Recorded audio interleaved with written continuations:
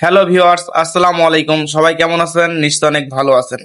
তো আজকে আমি ইমোর গুরুত্বপূর্ণ একটা বিষয় নিয়ে কথা বলবো, সেটা হচ্ছে যে সিকিউরিটি অ্যান্ড প্রাইভেসি। এইটা সম্বন্ধে আমরা অনেকে অবগত না, এই সিকিউরিটি অ্যান্ড প্রাইভেসি সম্বন্ধে। তো যারা মানে সব থেকে বেশি ইমো ইউজ করে তারা আমরা অনেকে জানি না এটা সম্বন্ধে, এইটার কাজ কি, এর ভিতরে কি কি ফাংশন আছে, এই জিনিসগুলো নিয়ে আমি বিস্তারিত আজকে আলোচনা করব। যারা ইমো ইউজ করেন তারা অবশ্যই অবশ্যই আমার ভিডিওটা কন্টিনিউ করবেন এবং বিস্তারিত আলোচনা শুনবেন।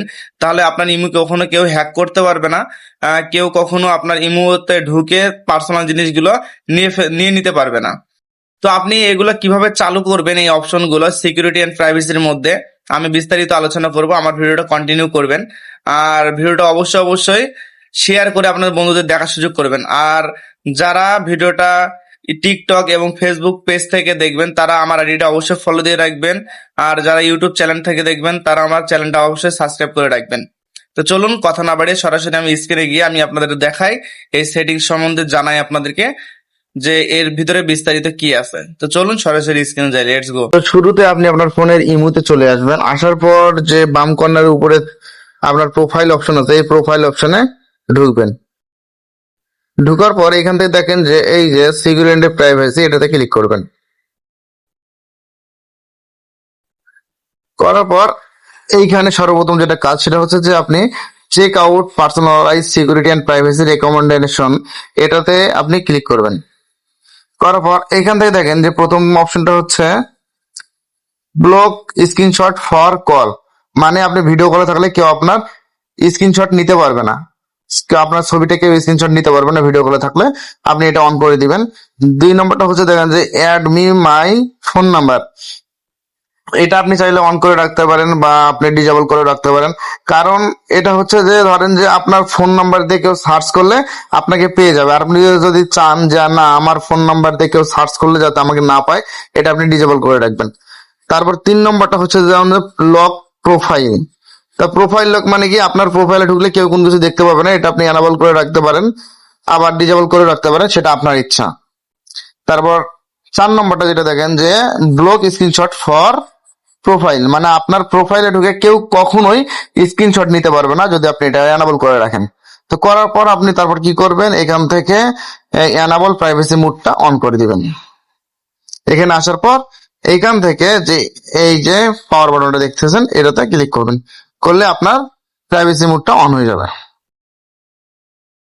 তারপর হচ্ছে পাসকোড লক।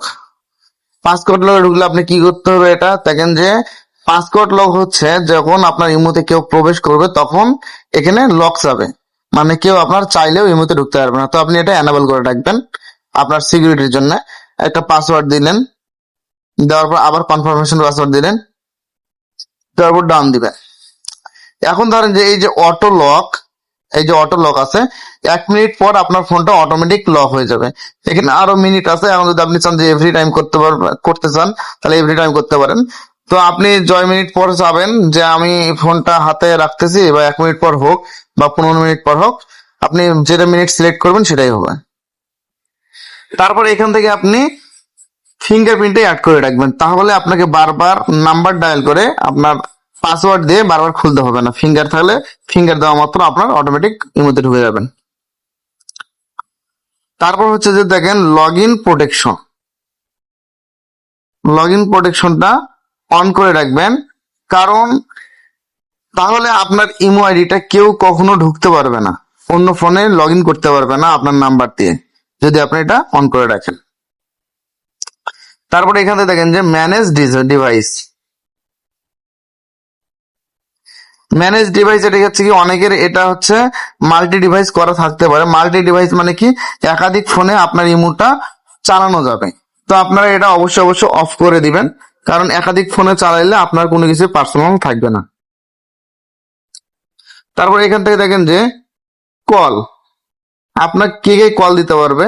আপনি যদি চান যে আমাকে এভরি ওয়ান, মানে সবাই কল দিতে না পারুক, মানে সবার কলটা আপনি অ্যাকসেপ্ট করতে চাচ্ছেন না, তাহলে এটা আপনি আপনার মনের মতো করে রাখতে পারেন। যেমন ধরেন যে মাই কন্ট্যাক্ট নো বডি, এটা করে রাখতে পারেন।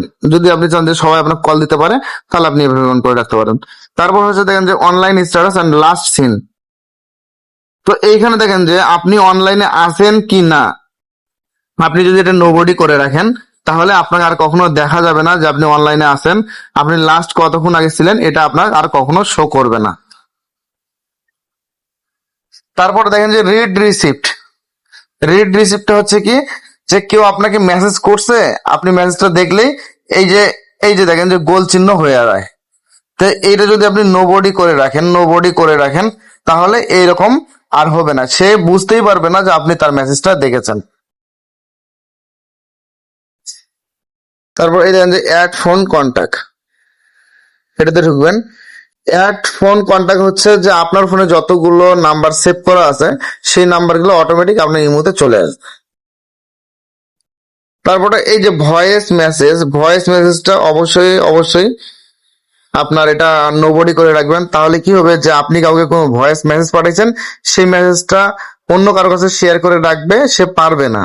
তো আপনি যদি এটা এভরি অন করে রাখেন তাহলে আপনার ভয়েস মেসেজটা শেয়ার করতে পারবে, যাকে তাকে সেন্ড করতে পারবে, কিন্তু এটা নোবডি করে রাখবেন আপনার সিকিউরিটির জন্য। তো এই ছিল সিকিউরিটি অ্যান্ড প্রাইভেসি নিয়ে আমার সব তথ্য জানানো। যদি আপনারা না বুঝেন অবশ্যই আমাকে ইনবক্সে মেসেজ করবেন এবং অবশ্যই কমেন্ট করবেন আমার ভিডিওটাতে। তো ভিডিওটা কেমন লাগলো অবশ্যই আমাকে জানাবেন, তাহলে আমি নেক্সটে আরো সুন্দরভাবে ভিডিও আপনাদের দিব। আর এই সম্বন্ধে যারা অবগত না তাদের জন্য এই ভিডিওটা। তো ভালো থাকবেন, সুস্থ থাকবেন, আল্লাহ হাফেজ।